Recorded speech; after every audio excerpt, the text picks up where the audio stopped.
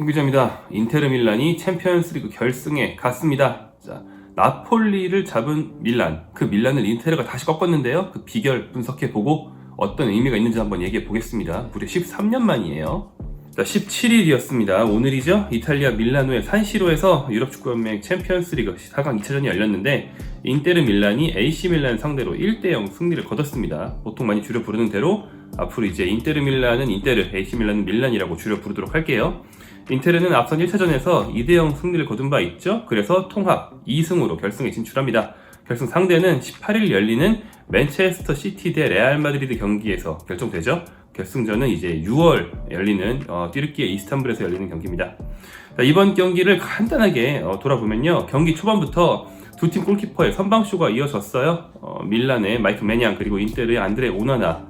이번 챔피언스리그를 대표하는 두 골키퍼고 둘 다 이제 흑인 골키퍼가 상황에서 맞붙은 게 처음이거든요.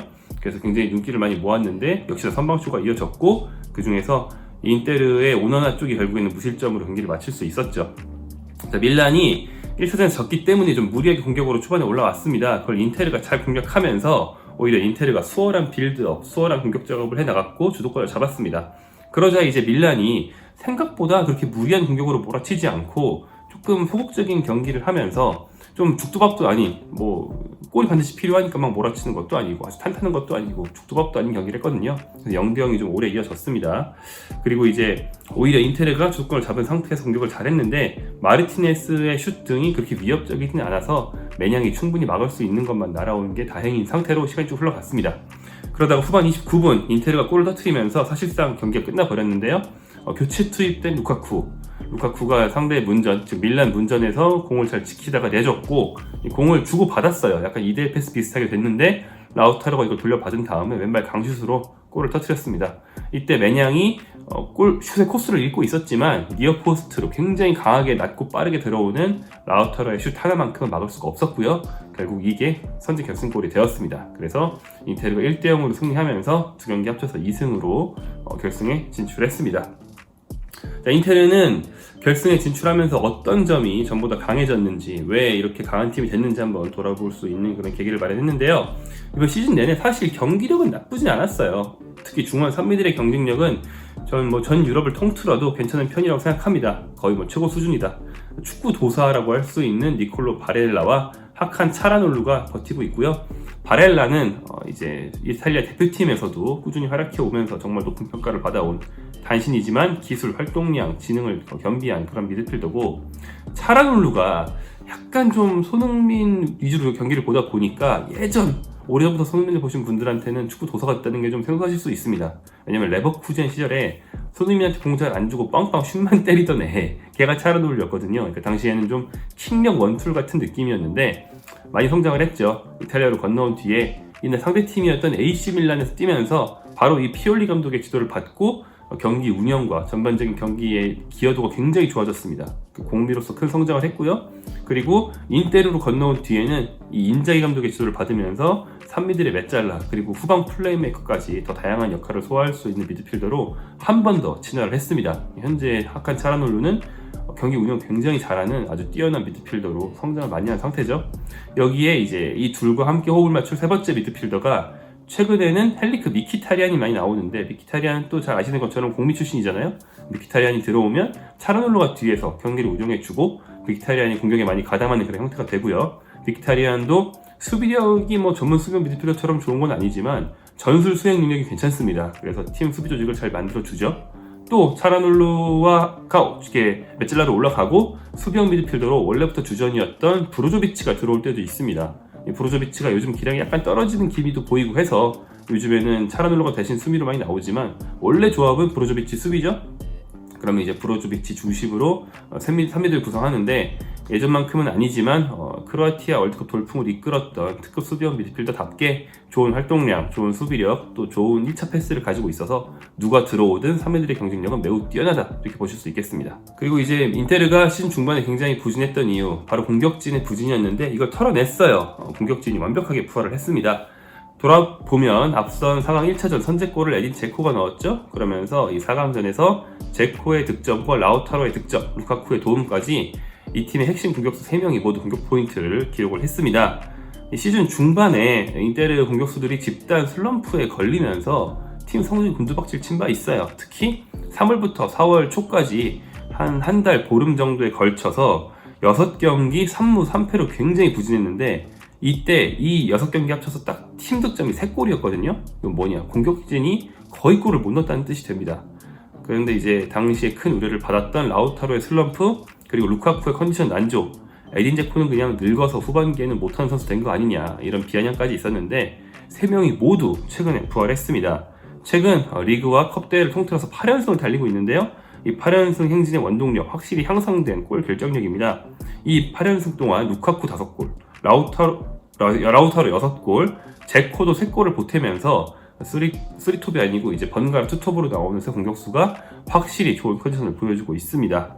자, 이 선수들을 기용할 때 인자이 감독은 번갈아 기용하는 전략을 늘 고수하는데요. 요즘에는 빅경기에서는 라우타로와 제코를 선발 조합으로 쓰고요. 루카쿠가 후반에 교체 들어오고, 조금 더 시간이 지나면 워킹 코레아 교체로 들어오는 이 4인 조합을 고수하고 있습니다. 그리고 상대적으로 비중이 떨어지는 경기에서는 코레아, 루카쿠가 선발로 나오고, 후반에 이제 제코 아니면 라우타로 교체로 나오는 이런 식인데, 이렇다 보니까 호흡도 잘 맞고, 그리고 체력 안배도 잘 돼서 시즌 막판 모두가 이제 컨디션이 떨어지고 체력적으로 힘든 이런 시기에는 오히려 이 인테르 투톱만큼은 굉장히 체력적으로 쌩쌩한 그런 모습을 보여주고 있습니다. 그래서 사실 결승에서 어느 팀 만나도 뚫을 수 있을 것 같다는 좋은 느낌을 주고 있어요.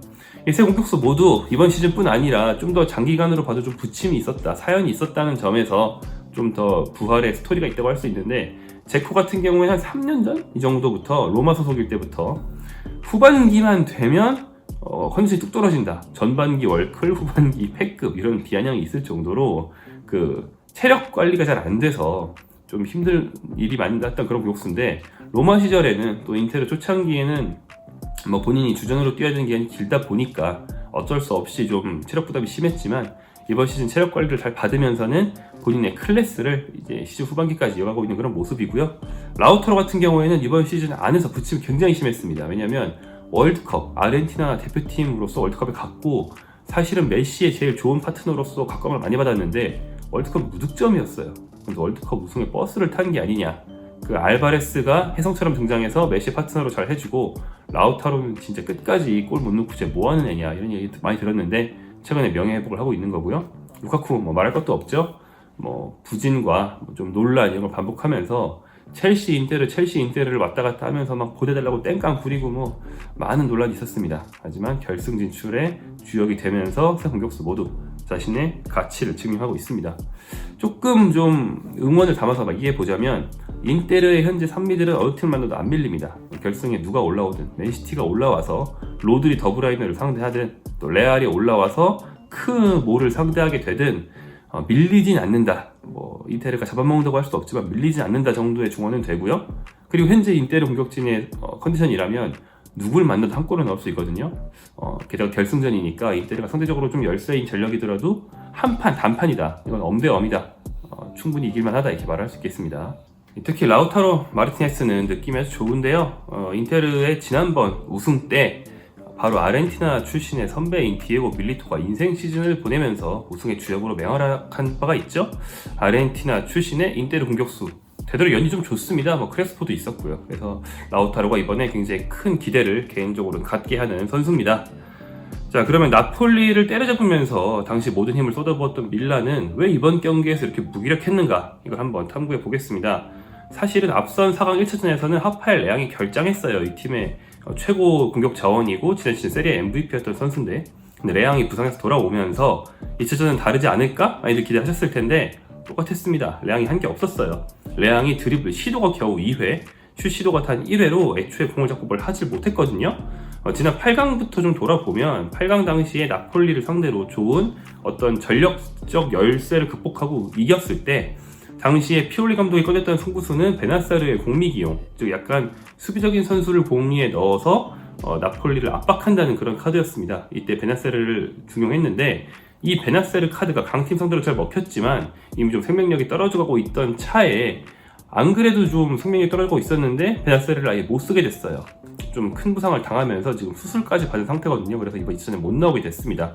결국에는 이번 경기는 좀 일반적인 공미 기용, 브라임 디아스를 공격 미드필더에 놓고 좌우 윙어에 레앙과 이제 메시아스를 배치하는 그런 기용으로 나왔는데, 이런 좀 이미 좀 유통기한이 끝나버린 예전 기용으로는 인테르를 꺾을 수 없었습니다.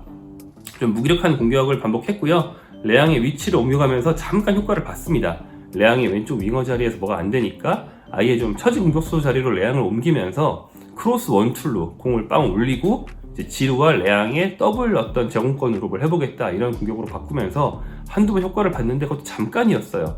그러면서 굉장히 좀 승리가 절실하고 꼭 골을 넣어야 하는 경기임에도 불구하고 피올리 감독이 승부수를 꺼내지 못하는 모습, 아예 승부수를 떠올리지 못하는 모습을 보면서 이번 경기는 쓸 수 있는 카드가 아예 없었구나 라는 생각이 좀 들었습니다.